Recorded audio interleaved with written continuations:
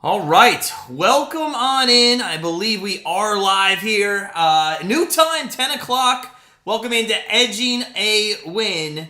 And we are going to be talking soccer, everything soccer. If you're a football fan, soccer fan, we're back with our live betting show, Edging a Win. We've gone 5-3 over the last 2 weeks, pretty good. But we're going to get into our best bets in just a moment. But we have to introduce the face of the program on this Saturday morning. Please welcome knower of all things soccer and football, follower of a mediocre Oxford United team, and long friend from the high seas, Mr. Ian Allen from UFC here on YouTube. Welcome in, sir. How are you doing? Three things. One, I'm disappointed that the intro wasn't. Are we on? Are we on? I don't know if we're on. It Are we sort on? of was. Are we on? Secondly, very generous calling Oxford United mediocre. I would say we may be a peg or two below that. And third, of course, is great to be back. Great to be here with Edging a Win again this weekend. Let's try and edge out a few wins for you over the course of this. These bets in the European football. We've got another exciting weekend, including one absolutely barnstorming game, which is kind of where the football world kind of stops and takes note of, but we will get to that in a little bit. We will. We have a fun show lined up for everybody, and stick around to the end where Ian gives his EFL parlay of the day. Each and every week he gives it to us. But a quick couple items here to go over before we get started. As Ian likes to say, a little bit of housekeeping. Check out our social media. It's there on the screen. Please make sure you go hit the subscribe button on my channel, Grandstand Betters, and head on over to UFC and follow him for everything soccer. Also, at the bottom of the screen, you're going to see the odds of the most prominent matches this weekend scrolling. If you're looking for something particular, some game odds, they're going to be there. That's where you're going to find them. And finally, during this live stream, please chat with us. Ask us any questions you like. I promise we're going to get to each and every one of your comments throughout the stream. This was going to go on for about 25-30 minutes here. But without further ado, let's get to what everybody's waiting for. Ian, your three best bets. And first, I know we're going to look at a good one here with my team, Chelsea against Everton at 1:30 p.m. Eastern time today. What are we going with? Yes, Matt, one of your 35 teams that you have across the world of football. We are starting in the Premier League with Chelsea versus Everton. It's 5:30 p.m. my time. It's 1:30 p.m. Eastern Standard Time. We're going for over 2.5 goals in this one, which might surprise a few people, might raise a few eyebrows, especially as they'd look at Everton and think that now Sean Dyche has come in. They're looking very much to just 1-0 their way to victories. And that is true, but that is more true when they play at home at Goodison Park. When they're away from home, they do tend to ship goals, as evidenced when they played Liverpool. They conceded two to Nottingham Forest, and conceded 4 to Arsenal. Coincide that with Chelsea. They've actually, for the first time in ages, Chelsea have actually hit a little bit of form under Graham Potter. Finally, he won't have to sweat for his job maybe for a few weekends. But since he switched to the 3-4-3 formation, the Blues have looked a lot more solid and a lot more fluid going forward. The likes of our Chilwell and James and that wing-back position give them that natural width and make sure the Blues look dangerous, attacking down both of the flanks. And you finally found a bit of a partnership up top with the likes of Kai Havertz and João Phoenix starting to link up well, starting to create some chances. And there are still some issues defensively with that Chelsea side as well. So don't be surprised if the Toffees do come in and nick a goal in there as well. My score prediction would actually be 2-1.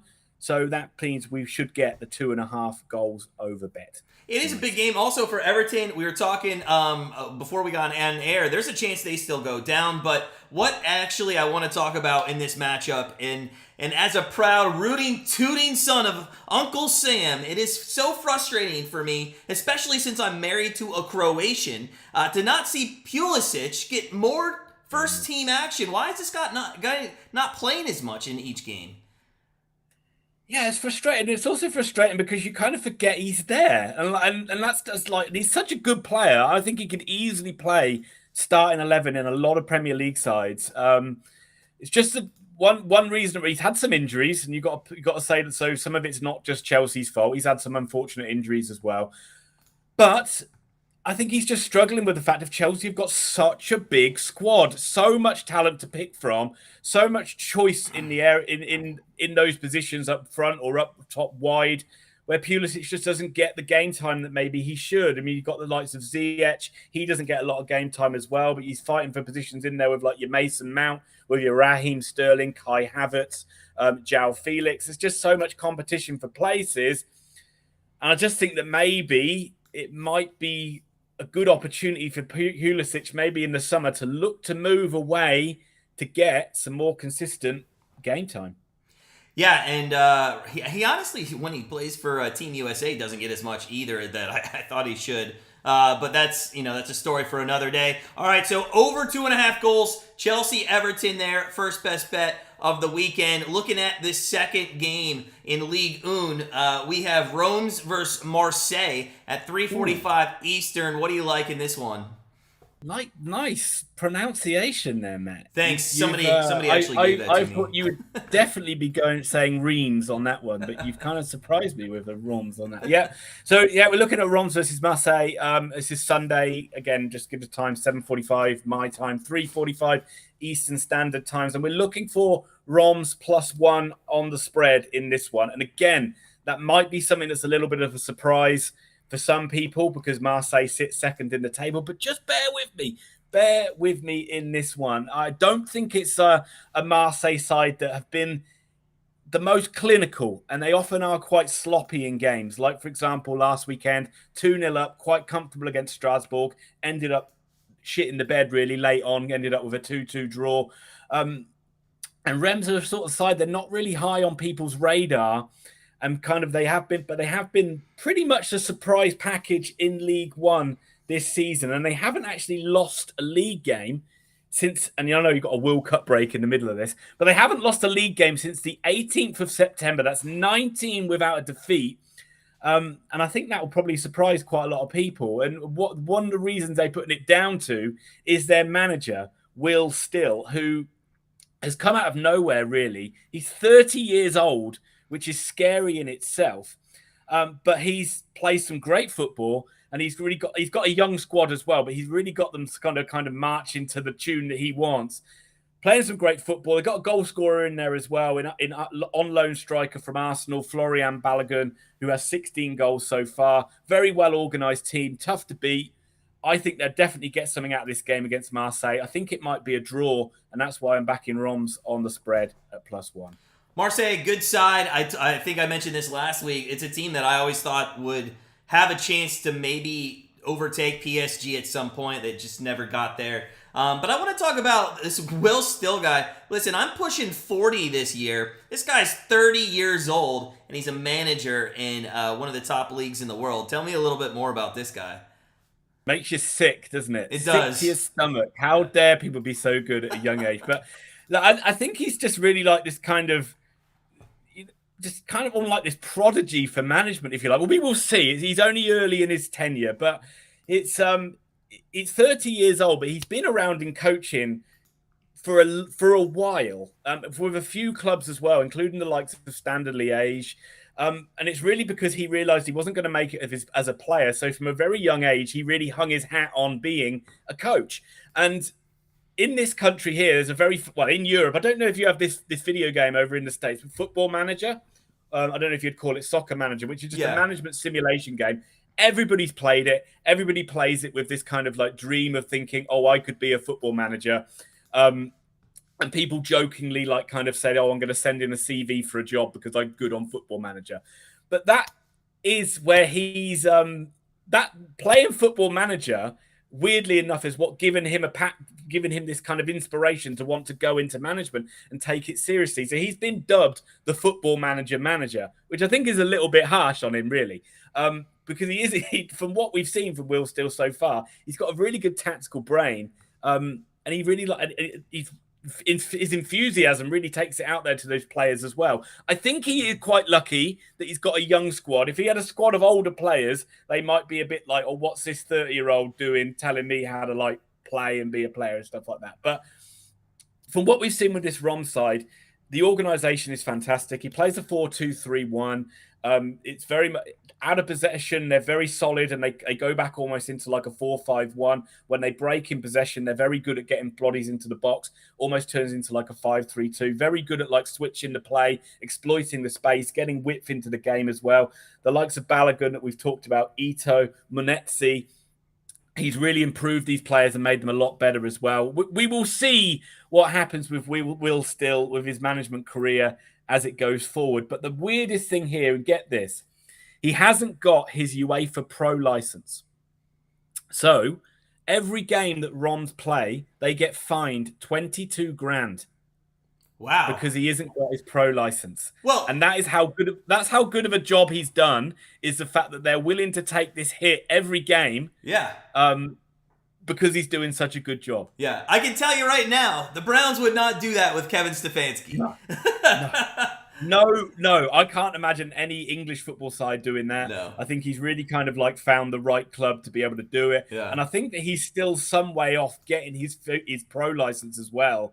So if they do carry on with him next year, they've got to be prepared to take that hit every single week. That's awesome. That's awesome. Mitchell in the chat says, "What's going on?" Mitchell, we did go over Chelsea Everton. I think Ian said 2-1, but real quick, Ian, just again, you think Chelsea wins that matchup? Yeah, I do think Chelsea will win it. I think Chelsea have been better in the last few weeks. Chelsea 2-1 win for Chelsea is my pick. But so go. Just to be on the safe side, go for the goals over 2.5 goals. Listen, I know that is small peas, though. That game means nothing in the soccer world. This last one means everything, especially in Spain. El Classico, Barca, that's my team in La Liga, versus Real Madrid. Ian, break this one down for us. Absolutely right, Matt. Every other game is a mere hors d'oeuvre compared to this Goliath of a game. This really is the main course served up on Sunday night. It's El Clasico, as they call it. Barcelona versus Real Madrid. 8 p.m. my time, 4 p.m. Eastern Standard Side. We're going bold, we're going big, and we are backing your beloved Barcelona on the money line to get this win. And really, we just could not let this week pass without having a look at this game. It's such a huge game, one of the biggest in the world. Everybody kind of stops to watch this game when it's on. Real Madrid are European and world champions, but it's Barcelona who are 9 points clear at the top of La Liga, and they can pretty much all but seal this La Liga title with a win over their fiercest rivals. It is a different day in this fixture from what it used to be. Gone are the days where you had Messi and where you had Ronaldo and where you'd probably look for the goals in this game, every single one. It seemed to be those guys would rack up goals for fun. You find a Barcelona side that are still extremely good football team, extremely good technicians all over the pitch from 1 to 11, but they're a little bit more style over substance. They're a little bit more concentrating on controlling the game and keeping the game rather than just blowing teams out of the water. But what really impresses me with this Barcelona side, we're 25 games into this La Liga season. They've conceded 8 goals. 8 goals is all they've conceded in 25 games. That is insane. And when you think 2 of them were penalties, 1 of them was a set piece, 1 of them was an own goal, it's only 2 goals that they've actually conceded from open play all season. Look, Real Madrid are an amazing football side. They really are. If anybody's going to beat this Barcelona side, it is going to be Real Madrid. They're obviously a great team. But I do think Barcelona, being at the Bernabeu as well, will look to just control this game, frustrate Real Madrid, do what they've done with that little passing pivot in midfield, keep the ball away from them, look to get Lewandowski in for a few chances, get a goal, and just kind of keep Real Madrid at arm's length. That is why I don't think this one's going to be a huge amount of goals, but I do see Barcelona coming out and winning it. Yeah, it's going to be a great game. Always look forward to this. Hey, Billy's in the chat, friend of the channel. Good to see you, man. He doesn't know anything about soccer. Hey, that's why we're here. And that's why I bring on an expert in soccer knowledge. That's why Ian is the one. That makes 3 of us, Billy. That's funny. But hey, listen, I know Barca is always top tier most of the time. What does Real Madrid have to do in this one to win the game if they can at all? Yeah, I mean, earlier on in the season, Real Madrid actually did beat Barcelona 3-1, but it's Barcelona don't play that formation anymore, so you can't really look to that game.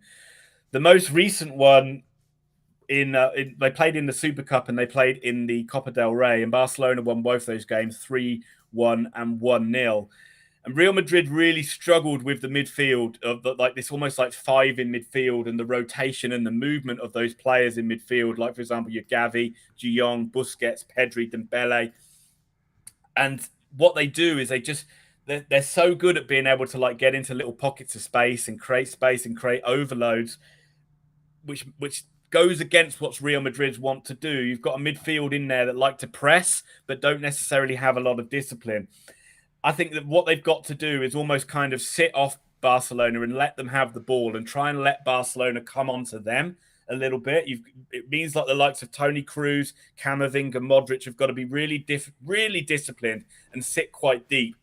Modric struggles with it. You do see him do it a lot when he plays for Croatia, not so much when he plays for Real Madrid. You maybe even got to have Vinicius and Valverde drop back a little bit as well to really just try and draw Barcelona out, to try and make Barcelona do something they're not comfortable with. And then when you get the ball off them, hit them on the break, hit them on the counter, hit them down the flanks, try and get Benzema into the box, create some chances for him and win the game that way. I think if Real Madrid go out like a bull out in a china shop, go out and try and chase this game, get in Barcelona's face, try and press them, I think you're just going to play into Barcelona's hands and they're just going to pass it around you and tire you out and win the game that way. So I think Real Madrid, and that's why, again, I don't think there's going to be a huge amount of goals because I think both teams will approach it with an element of caution. Yeah, and I kind of hate to see that. Like if you're Real Madrid, what do you have to lose? Like, go out there, just try to win the game. I mean, from their standpoint, I don't think you have to be cautionary. I know why. Well, I do agree. I do agree with that, but it's kind of like we talk about this, but you've kind of got to be in the game before you go and win it. And I think if they go out too early, they could find themselves a goal or two down, and it's really hard.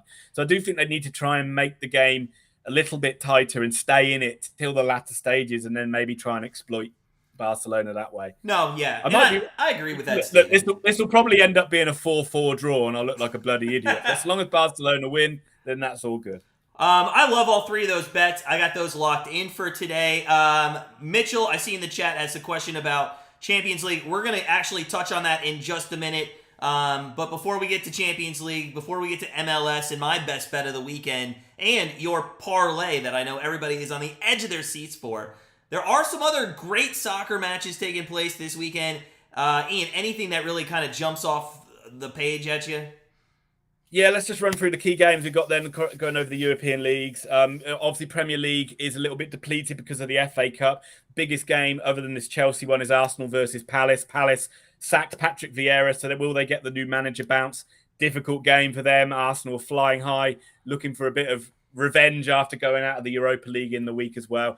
I would expect Arsenal to come through and win that one quite easily. We do have FA Cup quarterfinals. You've got Manchester City versus Burnley, Sheffield United versus Blackburn Rovers, Brighton versus Grimsby, Man United versus Fulham. You're probably looking at the two Manchester clubs to come through quite easily. Grimsby are the big story here. They're fourth tier, League Two, looking to kind of like carry on this miracle run, trying to get to a semi-final. Just remember, I'd just like to remind everyone on this one, Matt, if you are betting on cup games, typically the odds and the bets are for 90-minute betting only. Yes. So they don't include any extra time or penalties. So just be wary of that if you are having a bet on any FA Cup football this weekend. Moving over to Germany in the Bundesliga, getting a bit tight there as now. Dortmund versus Cologne. Cologne are freaking dreadful, so expect Dortmund to have a pretty big win on that one to put a bit of pressure on Barcelona or Bayern Munich, who do have a relatively tough game. Bayern Leverkusen away, not an easy one, not a gimme for Bayern Munich, and I think they've been a bit sloppy of late as well in the Bundesliga. So that one could be a potential where Bayern Munich drop points and kind of brings Dortmund back into the title race. Italy looked a bit done and dusted with Napoli running away with it, but you have got the top teams going for Champions League. Inter Milan versus Juventus, which is a massive game in itself, kind of going to be overshadowed by El Classico. Lazio versus Roma. Always remember, check out Roma. They are a bit of a basket case of a club. Into France, the other side, PSG are always the headline. They're home against Rennes, so expect a pretty easy victory in that one. Great rundown of all. There's some good games this weekend. El Clasico, though, is number one on my list to watch. Now, hey, we do usually talk about Champions League in this spot, although, those games are over and we're down to 8 teams. Those won't start, I think, till the week of April 11th, somewhere in there. However, I do want to talk a little bit about the draw. I thought the draw was interesting, and in fact, if you can touch on Mitchell's question, he wants to know about what do you think is going to happen, Real Madrid versus Chelsea. But before you start talking, we talked about this off air, the draw seems a little one-sided to me on the bracket now. I'd like to know your thoughts and what do you think is going to happen in that Real Madrid-Chelsea matchup? Yeah, I mean, we talk about this often, don't they, with the difference between like what you might do in American sports as opposed to what happens in pretty much soccer all over the world. It's an open draw now at this stage of the competition, so anybody can play anybody. So you can get these situations where one side of the draw is pretty stacked and the other one looks a little bit threadbare. And unfortunately, that has what's happened with you've got Man City, Bayern Munich, Chelsea, Real Madrid, all on one side of the draw, leaving a more kinder road to the final for the likes of Benfica, Inter Milan, AC Milan, and Napoli. I mean, it's an open draw, really, so there's not much you can really do about it. I mean, I don't see them changing it. So unfortunately, you've just got to kind of all we can do is kind of moan about it and wish it was a little bit maybe a seeded system to make it maybe a better quality final or potential final. And Chelsea, Real Madrid, thoughts? Sorry.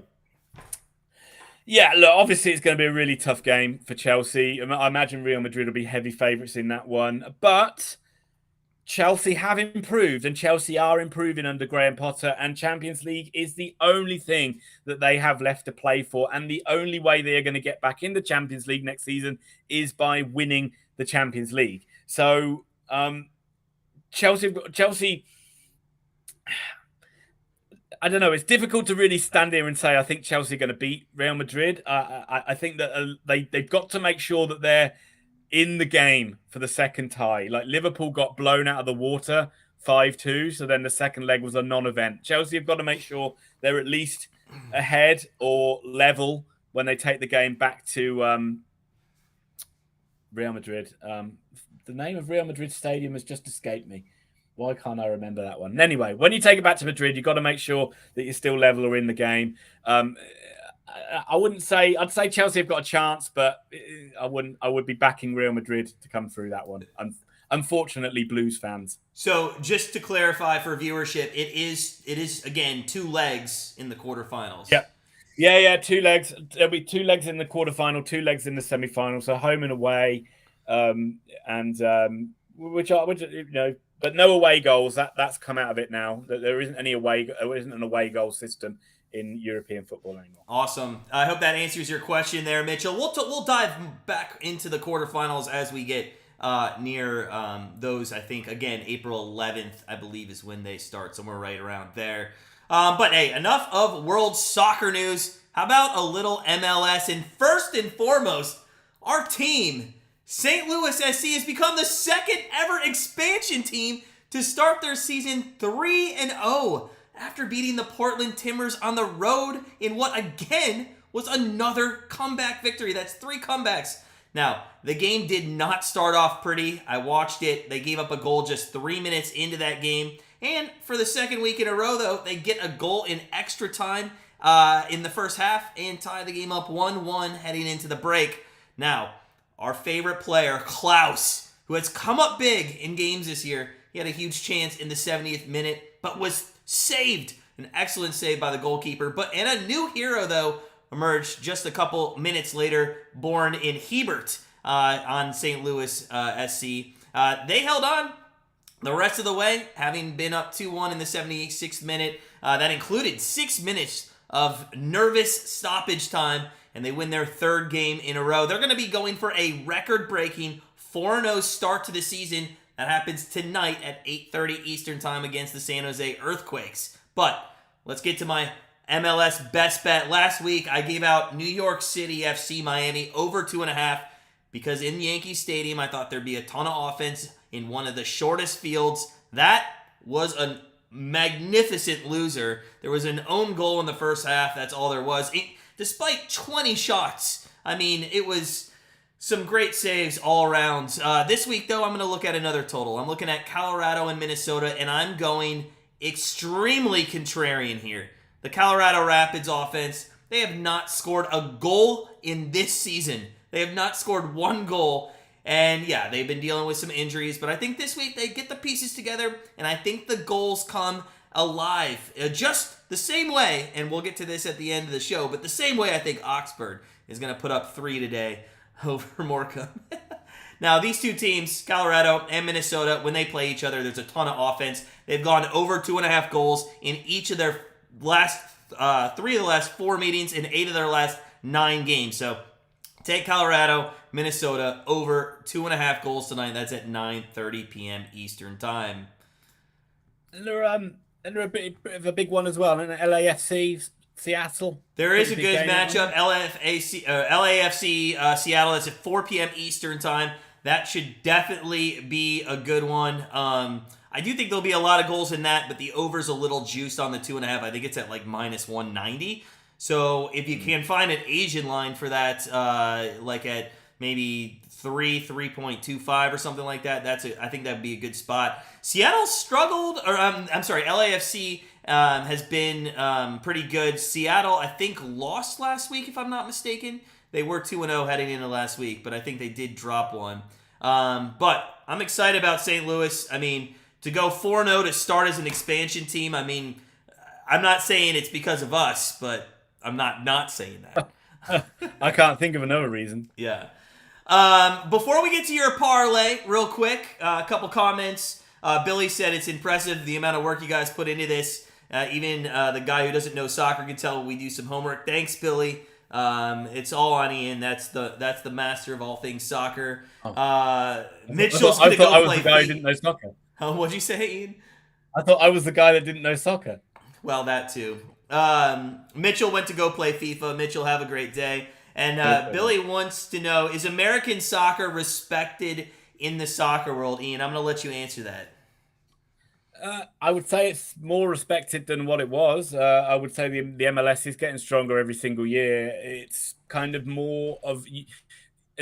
It's not a league at the moment where you would see players going and playing in it from... If you're in a major European league and you're in your prime, you're not going to really go and jump ship to the MLS. So you do tend to see players that are coming to the end of their playing careers go and play over in the MLS. But I do think that the standard is improving every single year, and I do think like you can definitely see that in the sort of the quality of the games and the quality of the players that come through out of there from maybe not European nations but other nations as well. Yeah, I call it a CCRC, a continuing care retirement community for the rest of the worlds of soccer. I mean, we get some good players. We got Zlatan came over. We had Rooney for a while. Kaká. Yeah. Well, you got. I mean, there's a lot of good players that have come over and played, like David Villa. Beckham obviously famously went over there and played a long time ago now. Yeah. But so you do get good players go over there, but it's just when at the moment they're going over there when they're in the twilight of their careers rather than when they're in their prime. Yeah. So until you start seeing players heading to the US over the top European leagues, you wouldn't consider it to be one of the elite leagues in the world until that happens. No, great question, Billy. I appreciate it. Good question. Before we sign off, though, I know Ian has cooked up a parlay for you all. The last 2 weeks, it's been actually, I think, the largest favorite that's cost us, if I'm not mistaken, in each of the weeks. Ian, please explain what this parlay is and what you have. Yeah, well, basically, I pick a side from the EFL Championship, League One and League Two. It's just for fun, really. All the bets we do are for fun, but this one is really just a little bit of fun at the end. Don't put a lot of money on it. Take it with a pinch of salt. Just literally, you might win. Makes these kind of games coming up in the next half an hour a little bit more interesting. But please don't put any large amount of money on it. As I say, the last 2 weeks have been. I've got the heavy favourite, the one I thought would win, ended up being not just losing, but big losers as well. So let's try and redress the balance. This one I've looked at, it's coming in about just under plus 500. I thought it was like 480, 460, something like that, depending on where you go. I'm going to whisper the first one quietly because I think I'm going to get some backlash from that. I'm going for QPR, Queen's Park Rangers versus Birmingham. QPR got absolutely destroyed by Blackpool, 6-1.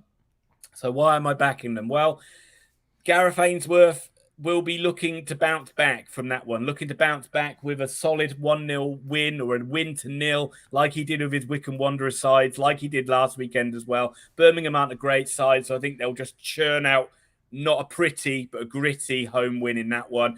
Plymouth going down into League One. This is probably the absolute banker, so this should probably be the one that blows up in my face. Plymouth against Forest Green. The Pilgrims have been absolutely amazing at home, flying high in League One. Forest Green pretty much cannon fodder. You'd expect Plymouth to run a bit roughshod over Forest Green in that one. AFC Wimbledon versus Crawley. Two pretty poor sides in League Two, but I think AFC Wimbledon have shown a little bit of a better side than Crawley. I think that they will kind of address their bad form and get the win over this one against the side that are second bottom in the League Two table. And that's why I've just got, you're going to get a little bit of decent value back in AFC Wimbledon in that one. And that's probably one of the reasons why I've gone for them. I love it. I'm actually gonna, like we said, we don't bet a lot on this. These are just kind of a flyer. I'll take the ticket that I bet on these three. I'll put them on my Twitter. That's at Grandstand Bets, and I will tag Ian at Ian OUFC, right? Over there on Twitter. Make sure you guys go follow us there. Make sure you hit the subscribe button, smash the like button. Before we head out, Ian, I want you, if you want to update the viewership on your Oxford United team. If I'm correct, have not won a game since January 21st, and they have only scored 5 goals in the last 10 games? Don't remind me. Look, head over to my YouTube channel, Ian OUFC, to see a interesting psychological case study of one man's spiral descent into madness as Oxford United carry on their appalling form. Last 10 games, 9 defeats, only 1 draw in that. We've nosedived down the league. I pretty much say the same thing every week. What has changed? Oxford have brought in a new manager now. Liam Manning is the new boss. He used to be the manager of MK Dons, was very good last season. Not so good this season, but I'm interested to see. So it gives me a little bit of hope that he might be able to change things around. We might get that little bit of that fabled new manager bounce. Up against Morecambe, the side, one of the few sides that are actually below us in the table. We need to win this game, Matt. We can't afford to not win this game. If we do lose this game, it is absolute brown trousers time. But if they do lose it, then go over and check out my YouTube channel, because I feel I may just be doing this for 20 minutes. A month ago, when this live stream idea of soccer predictions was just a thought, there were naysayers. They said, how can an American and an Englishman get along for 30 minutes and talk about soccer? And I said, well, because one of them's a Browns fan and one of them's an Oxford United fan, and they have so much in common. And I was that naysayer. So that's it, guys. I appreciate it. Make sure you take our bets. Go bet them. Again, you're not betting thousands of dollars. Pizza money at the most. I'm going to post that ticket of the EFL parlay on Twitter. I'll tag Ian so you have his Twitter name. It's been a great live stream. I appreciate everybody, all the good questions in the chat. We will be back every Saturday. Is it next week? Will next week be 10 o'clock, or are we back to 9 o'clock? I think we're still going to be on the 10 o'clock next week. It's an international break next week as well. So you might see us pulling some weird and wonderful teams like Burkina Faso and Tahiti out of the ether. Fantastic. Well, I know everybody's going to look forward to then.